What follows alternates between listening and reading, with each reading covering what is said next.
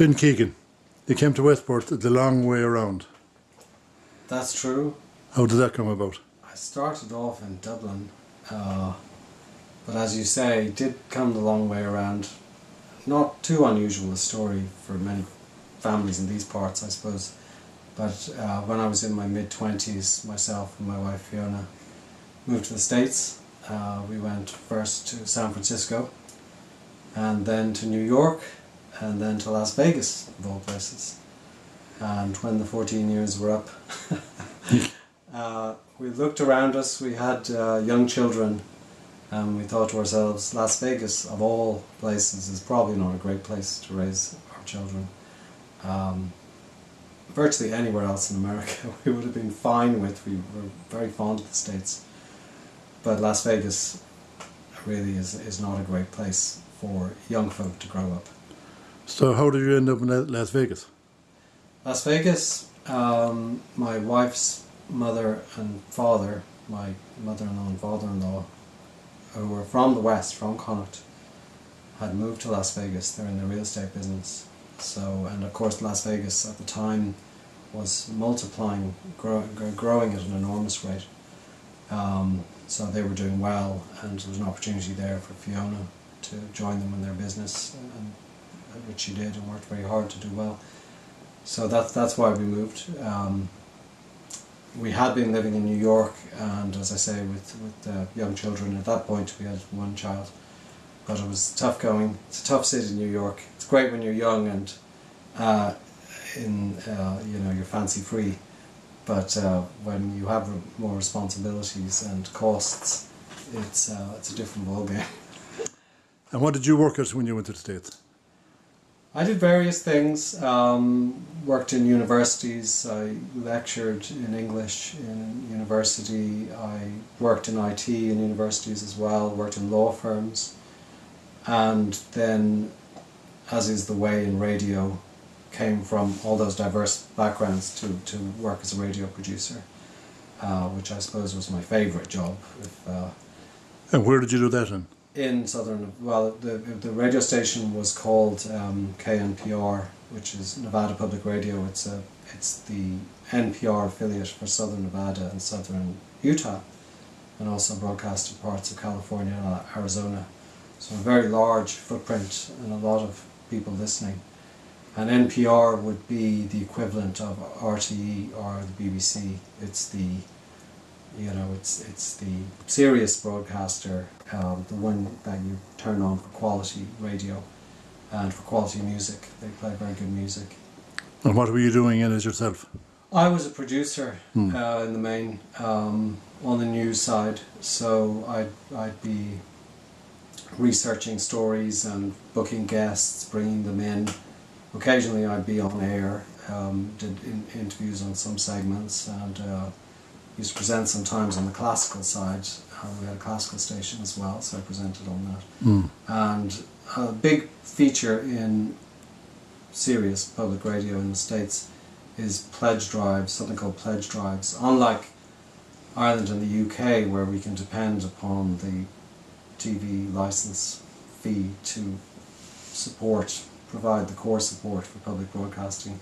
In the States, you get members for your radio station. And so you have to hustle on air a few times a year for a few days at a time to get listeners. So that's kind of a fun thing, actually. You'll be on air for hours on end doing that. So they funded it, they more or less funded it, yeah? And then the listeners would fund it, and also then corporations and the government, the federal government would also throw some dollars. Yeah, grants into it. Grants, yeah, but they'd be minuscule by European standards. There are a lot of radio stations in America. Huge, yes, yeah. It's great radio culture in America, and a lot of really interesting radio coming out of America these days. Very creative radio. Our Irish radios tend to get a bit coarse in its language and approach and this kind of stuff. Yes, in the States, you don't hear this in the States, do you? No, well, they have overly strict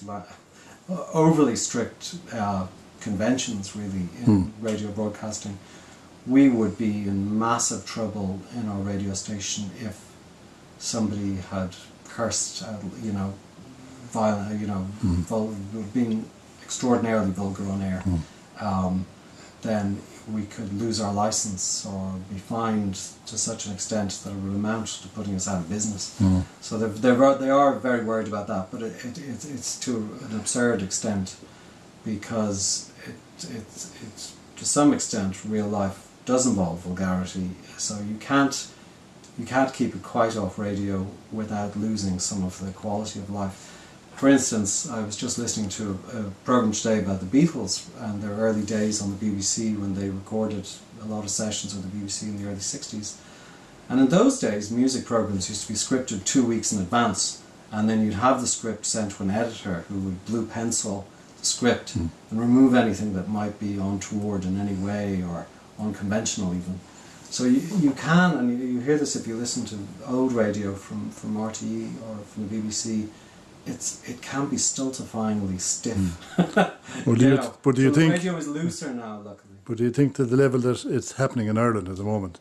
I don't know if you saw the Late Late Show on Valentine's night this year. It was pretty liberal. Was it? It was very liberal. But Yes. does broadcasting vulgarity normalise it?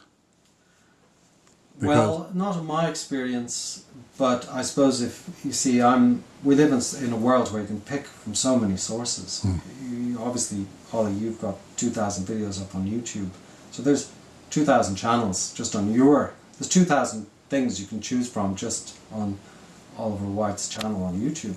There's so much to choose from that even if one source is being very vulgar, say, or hateful in some way, there's a limit to the effect it can have on people. Now, if Ireland's national broadcaster started broadcasting hate speech, or lost touch with its public service remit, that would be very worrying, right? But has that been selective? You allow certain things and you don't allow other things. And who decides?